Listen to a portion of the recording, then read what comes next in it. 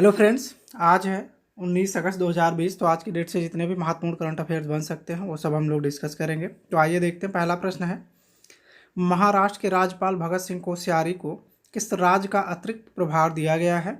Option C सही होगा इसका, गोवा। महाराष्ट्र के राज्यपाल भगत सिंह कोश्यारी को गोवा का अतिरिक्त प्रभार दिया गया है। भगत सिंह कोश्यारी को पिछले साल सितंबर में सी विद्यासागर राव की जगह महाराष्ट्र का राज्यपाल बनाया गया था। अभी उनके कार्यकाल को साल भर भी पूरा नहीं हुआ है। भाजपा ने साल 2008 में उन्हें राज्यसभा भेजा था। वह साल 2014 के लोकसभा चुनाव में नैनीताल सीट से जीत हासिल कर संसद पहुंचे। वह विद्यार्थी जीवन से ही राष्ट्रीय स्वयंसेवक संघ से जुड़े हुए थे। कौन? भगत सिंह कोश्यारी। तो आगे बढ़ने से पहले जो भी मित्र हमारे चैनल पर नए हैं वो चैनल को सब्सक्राइब अवश्य कर लें, जिससे आगे आने वाले सारे महत्वपूर्ण वीडियो आप तक पहुंचते रहें। दूसरा प्रश्न है, शास्त्रीय संगीत के किस प्रसिद्ध गायक का हाल ही में अमेरिका में 90 वर्ष की आयु में निधन हो गया है? ऑप्शन ए सही होगा इसका, पंडित जसराज। जाने माने शास्त्रीय गायक पंडित जसराज का अमेरिका में 17 अगस्त 2020 को निधन हो गया है। वह 90 साल के थे। उन्होंने अमेरिका के न्यू जर्सी में अंतिम सांस ली। पंडित जसराज का जन्म 28 जनवरी 1930 को हिसार हरियाणा में हुआ था। उनके पिता पंडित मोतीराम जी भी मेवात घराने में एक संगीतज्ञ थे। उन्हें साल 2000 में भारत सरकार की ओर से पद्म विभूषण से सम्मानित किया गया था। पंडित जसराज ने भारतीय शास्त्रीय संगीत को नई ऊंचाइयां दी। तीसरा प्रश्न है, केंद्रीय गृह मंत्रालय ने हाल ही में किस रेलवे स्टेशन का नाम बदलकर बनारस करने को मंजूरी प्रदान कर दी है? ऑप्शन बी सही होगा इसका, मड़ुआडीह रेलवे स्टेशन। उत्तर प्रदेश में अब एक और रेलवे स्टेशन के नाम को बदल दिया गया है। मड़ुआडीह रेलवे स्टेशन अब बनारस के नाम से जाना जाएगा। केंद्रीय गृह मंत्रालय ने मड़ुआडीह रेलवे स्टेशन का नाम बदलकर बनारस करने की मंजूरी दे दी है, जबकि इससे पहले मुगल सराय स्टेशन का नाम बदलकर पंडित दीनदयाल उपाध्याय जंक्शन किया जा चुका है। चौथा प्रश्न है, सीबीआई के किस पूर्व विशेष निदेशक को सीमा सुरक्षा बल का नया महानिदेशक नियुक्त किया गया है?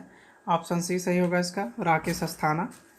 केंद्र सरकार ने सीबीआई के पूर्व विशेष निदेशक राकेश अस्थाना को सीमा सुरक्षा बल का महानिदेशक नियुक्त किया गया है। राकेश अस्थाना अभी नागरिक उड्डयन सुरक्षा ब्यूरो के महानिदेशक का पद संभाल रहे थे। वह नारकोटिक्स कंट्रोल ब्यूरो के महानिदेशालय के अतिरिक्त प्रभार भी संभाले रहेंगे। राकेश अस्थाना पद का कार्यभार संभालने की तारीख से 31 जुलाई 2021 तक बीएसएफ महानिदेशक के रूप में रहेंगे। वह 1984 बैच के आईपीएस अधिकारी हैं। पांचवा प्रश्न, निम्न में से किस देश ने बांग्लादेश की तीस्ता नदी परियोजना के लिए 1 बिलियन कर्ज देने की घोषणा की है? ऑप्शन डी सही होगा इसका, चीन ने बांग्लादेश की तीस्ता नदी परियोजना के लिए 1 बिलियन कर्ज देने की घोषणा की है। नेपाल के बाद अब चीन ने बांग्लादेश को अपनी आर्थिक मदद से लुभाने की कोशिश करनी शुरू कर दी है। मीडिया रिपोर्ट के मुताबिक मई महीने में बांग्लादेश के वित्त मंत्रालय ने रंगपुर इलाके में तीस्ता नदी प्रबंधन परियोजना के लिए $853 मिलियन की मदद मांगी थी। ये पहली बार है जब चीन बांग्लादेश के नदी प्रबंधन से जुड़ी किसी परियोजना में शामिल होगा और फंडिंग के लिए कर्ज देगा।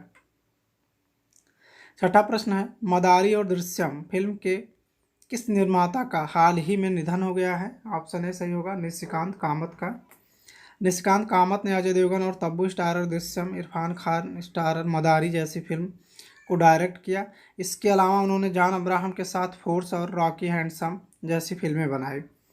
निशिकांत कामत का जन्म महाराष्ट्र में हुआ था। उन्होंने साल 2005 में मराठी फिल्म डोंबिवली फास्ट से डायरेक्शन में डेब्यू किया था। उनकी पहली ही फिल्म को मराठी बेस्ट फीचर फिल्म का नेशनल अवार्ड भी मिला था। यह फिल्म उस साल की सबसे बड़ी हिट मराठी फिल्मों में से एक थी। सातवां प्रश्न, हाल ही में किस आईपीएस अधिकारी को गृह मंत्रालय के अतिरिक्त मामलों के लिए विशेष सचिव नियुक्त किया गया है? ऑप्शन सी सही होगा इसका, वीएसके कौमुदी। पुलिस अनुसंधान और विकास ब्यूरो के मौजूदा प्रमुख वीएसके कौमुदी का ट्रांसफर करके उन्हें गृह मंत्रालय के विशेष सचिव के पद पर तैनात किया गया है। वीएसके कौमुदी आंध्र प्रदेश कैडर के 1986 बैच के आईपीएस अधिकारी हैं, जो वर्तमान में पुलिस अनुसंधान एवं विकास ब्यूरो के महानिदेशक के रूप में कार्यरत हैं और 30 नवंबर 2020 तक इस पद पर रहेंगे, जो उनकी सेवानिवृत्ति की तारीख है। आठवां प्रश्न, यूनाइटेड किंगडम ने भारत में कितने मिलियन पाउंड का इनोवेशन चैलेंज फंड लॉन्च किया है? ऑप्शन ए सही होगा इसका, 3 मिलियन पाउंड।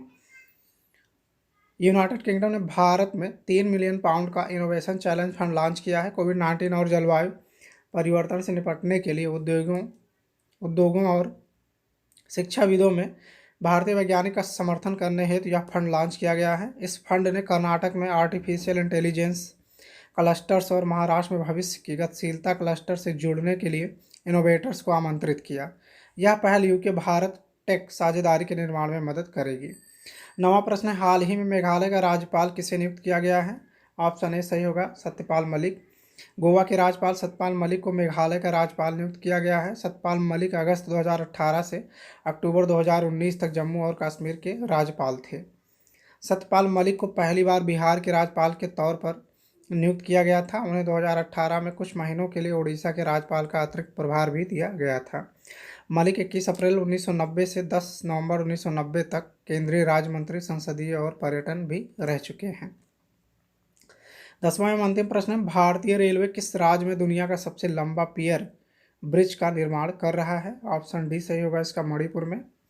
भारतीय रेलवे की तरफ से दुनिया के सबसे ऊंचे रेल पुल पर काम चल रहा है। यह पुल पूर्वोत्तर रेलवे की ओर से मणिपुर में तैयार किया जा रहा है। यह 111 किलोमीटर लंबे जिरबाम इम्फाल रेलवे प्रोजेक्ट का हिस्सा है। यह पुल 141 मीटर ऊंचाई पर बन रहा है। एक तरह से यह पुल कुतुब मीनार से भी दोगुना ऊंचा होगा।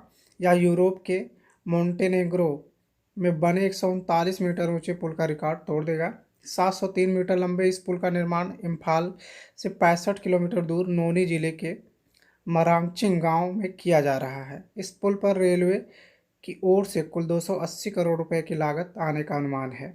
तो उम्मीद है आप सबको यह वीडियो ज़रूर पसंद आया होगा। अगर आपको हमारे वीडियो पसंद आ रहे हैं तो वीडियो को लाइक करें, शेयर करें और चैनल को सब्सक्राइब अवश्य कर लें। धन्यवाद मित्रों।